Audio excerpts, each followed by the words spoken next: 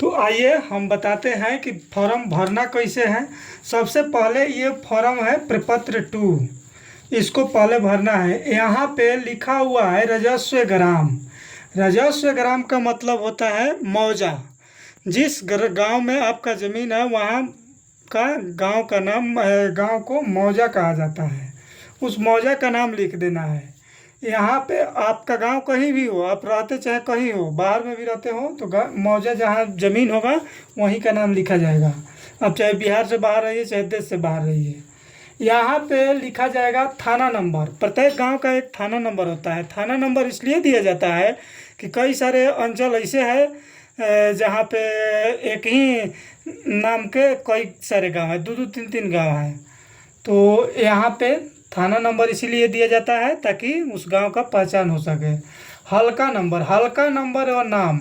हल्का नंबर प्रत्येक पंचायत का ही नाम हल्का होता है, उसका एक नंबर होता है। नंबर मालूम है तो भरिए, और ना मालूम है तो आप छोड़ दीजिए, उससे कोई दिक्कत ना है। यहाँ पे है पुलिस थाना। पुलिस थाना आपका जो भी है, जहाँ पे आप केस उस लिखवाने जाते हैं वहाँ पे पुलिस थाना दे देना है। जिसे मेरा मुफसिल है, आपका जो होगा अपना दे दीजिएगा, इन्हें कि मुफसिले भर दीजिएगा। यहाँ पे दूसरा कॉलम है अंचल। अंचल आपका जो भी ब्लॉक है उसको भर दीजिए। यहाँ पे जिला लिखना है, जो आपका जिला होगा उसको लिख दीजिएगा। यहाँ पे रैयत का नाम। सबसे बड़ा मसला खानदानी ज़मीन में या केवाला कराया हुआ पूर्वज गुजर गए, उसमें यहाँ दिक्कत हो रहा है। दिक्कत यहाँ ये हो रहा है कि आपका खतियानी ज़मीन है, परदादा के नाम है, नमो लोग उन्हीं का डाल दे रहे हैं रैयत में। 3 पीढ़ी पहले मान लीजिए अब दादाजी खरीदे हुए थे ज़मीन, उसका खतियान अभी नहीं बना है, दस्तावेज है, और उसी का दादाजी का नाम यहाँ पे भर दे। नहीं, वो गलत है।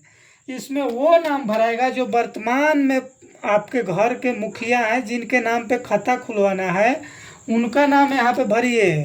बंटवारनामा जो हो गया है, जो वंशावली बन गया है, जो जीवित है, जिनके हिस्सेदारी में मिला हुआ है, प्रत्येक हिस्सेदार अपना अपना अलग अलग भरेंगे।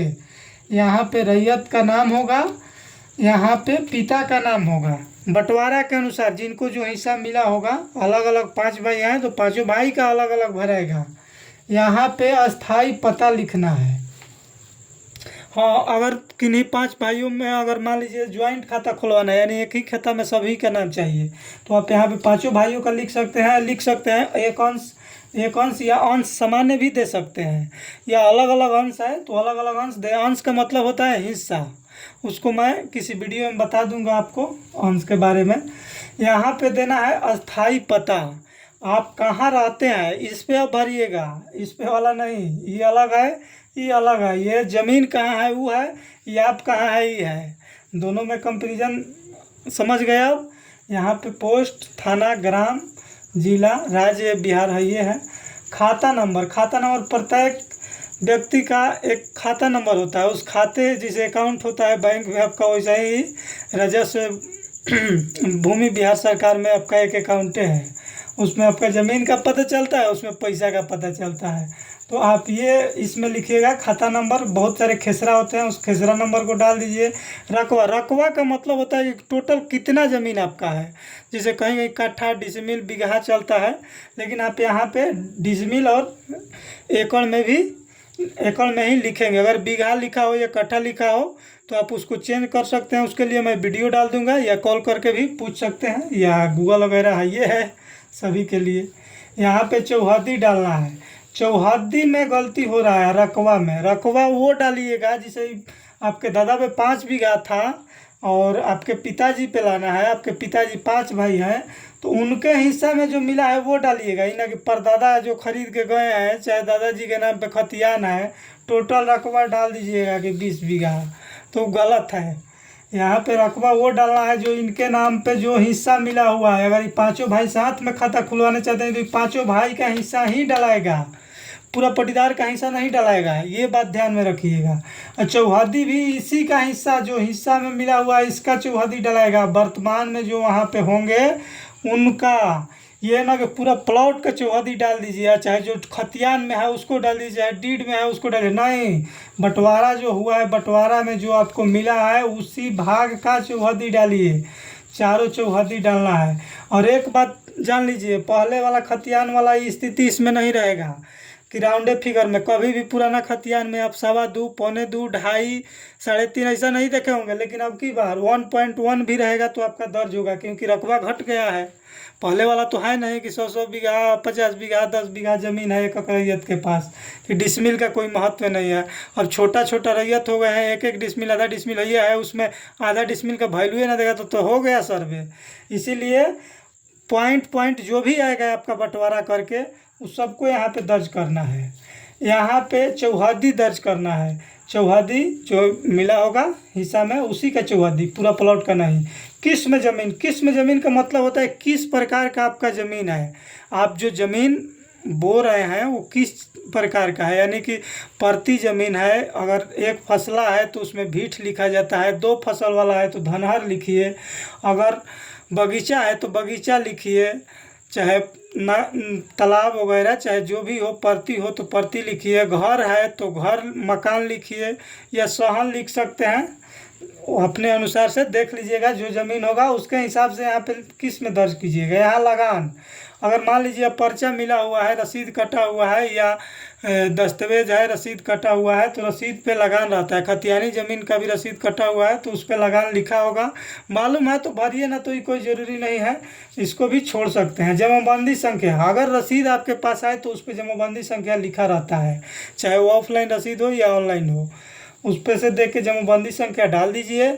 और इसके बाद भूमि पर दावा का आधार, मूल चीज़ ये भी है कि आप जो भूमि पे दावा कर रहे हैं वो किस आधार पे कर रहे हैं। तो मान लीजिए अगर आपके दादाजी खरीद के गए हैं तो लिख सकते हैं केवाला द्वारा प्राप्त मेरे दादाजी को उत्तराधिकार के रूप में मुझे, या उत्तराधिकार भी केवल दे सकते हैं, पर्चा द्वारा प्राप्त है अगर आपके दादाजी या पूर्वजों को, तो पर्चा द्वारा प्राप्त और उत्तराधिकार द्वारा हमें प्राप्त, ये भी लिख सकते हैं। अभियुक्ति कॉलम में है कि मान लीजिए किसी ज़मीन पे विवाद है, केस चल रहा है 2 भाइयों में चाहे किसी और के भी साथ, तो यहाँ पे केस नंबर डालना है। जितना केस नंबर होगा उतना डालिए। कहाँ पे केस चल रहा है, DCLR के यहाँ चल रहा है, या SDM ADM के यहाँ चल रहा है, या सिविल कोर्ट या डिस्ट्रिक्ट कोर्ट या हाई कोर्ट, जिसमें भी चल रहा है आप उसके हिसाब से डालिए। साल डालिए, केस नंबर होता है केस नंबर डालिए। और कोई भी कंडीशन हो तो उसको डाल सकते हैं। मान लीजिए आपका कोई ज़मीन दूसरा दखल किया है, चाहे आपका कोई ज़मीन हिस्सा से ज़्यादा बेच दिया है, उस सब चीज़ों को भी आप अपने अनुसार देखें कि क्या दिक्कत है, हमको अभियुक्ति में लिख सकते हैं। नीचे यहाँ पे लिखा हुआ है स्थान, स्थान में आप जहाँ जमा कर रहे हैं वहाँ का स्थान लिख सकते हैं। शिविर में मान लीजिए गाँव में आकर आपका शिविर लगा है तो गांव का भी नाम डाल सकते हैं, इजीली गांव का ही नाम डाल दीजिए। और अगर शिविर में जमा कर रहे हैं जाकर तो वहाँ का भी नाम डाल सकते हैं, ये कोई बड़ा चीज़ नहीं है। यहाँ पे मोबाइल नंबर, मोबाइल नंबर बहुत बड़ा चीज़ है। यहाँ पे मोबाइल नंबर डालिए और 2 डालिए, किसी एक से आपसे बात हो जाए। मान लीजिए कोई चीज़ छूट गया, कोई गलत भरा गया, चाहे किसी चीज़ का और ज़रूरत पड़ेगा तो आपको फ़ोन करेंगे। चाहे कोई भरे हुए हैं आप, उनको समझ में नहीं आ रहा है कागजात पे, तो आपसे बात कर लेंगे ना, इसलिए मोबाइल नंबर डालना ज़रूरी है। तिथि डालिएगा, डेट, और यहाँ पे आधार नंबर, आधार नंबर इसलिए डालिएगा ताकि जानवे करते हैं कि आधार से लिंक करना है प्रत्येक जमाबंदी को, तो उसके लिए आधार नंबर देना अनिवार्य है। यहाँ पे रैयत का, यानी जिनका यहाँ पे नाम लिखे हैं उनका सिग्नेचर होगा। अगर 4-5 भाई है, 4-5 भाई के साथ में खाता खुलवाना है तो सभी का हस्ताक्षर होगा। अगर अलग अलग खुलवाना है तो इस पे तो एक ही आदमी का नाम भराएगा। और आगे आइए देखते हैं, ये है बंसावली फॉर्म 3(1). इसमें यहाँ पे लिखा हुआ है अंचल, अंचल आपका जो भी है सबसे पहले अंचल डाल दीजिए, जिला डाल दीजिए, और यहाँ पे नाम डालिए रैयत का, जिनका नाम उसमें खाता खुलवाना है उनका नाम डालिए, और यहाँ पे उनके पिता का नाम डालिए, जो भी है उनके पिताजी उनका डालिए। वो जितने भाई हैं या बहन हैं उनका नाम डाल दीजिए। बहन से सहमति पत्र ले लिए हैं फिर भी डाल दीजिए। अगर मान लीजिए अलग अलग खाता खुलवाना है तो एको भाई के डाल सकते हैं, चाहे सब भाई के भी डाल दीजिएगा, तो उससे कोई दिक्कत नहीं रहेगा, क्योंकि बंटवारनामा रहेगा और इसके अनुसार देखा जाएगा, खाता इसके अनुसार खुलेगा। और ये वंशावली है, इससे कोई नहीं है, इसमें आप सभी का भी डाल सकते हैं, किसी एक का भी डाल सकते हैं।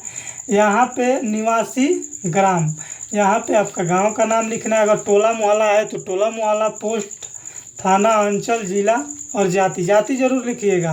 मान लीजिए खतियानी ज़मीन है तो खतियान में लिखा रहता है कि जाति ये है। नाम और टाइटल तो सेमे लगा रहे हैं लोग, बहुत सारे यादव लोग भी सिंह लगा रहे हैं, कुशवाहा लोग भी सिंह लगा रहे हैं। किसी दो मान लीजिए जाति का दोनों का नाम सेमे रह गया, टाइटल भी सेम रह गया, तो डिफाइन करना थोड़ा ही होता है। ऐसे भी आप ये साबित कीजिए कि जाति वही है। डीड में भी जाति लिखा रहता है, यानी विक्रय क्रय विक्रय पत्र में भी और खतियान में भी, तो आप जाति लिख दीजिए।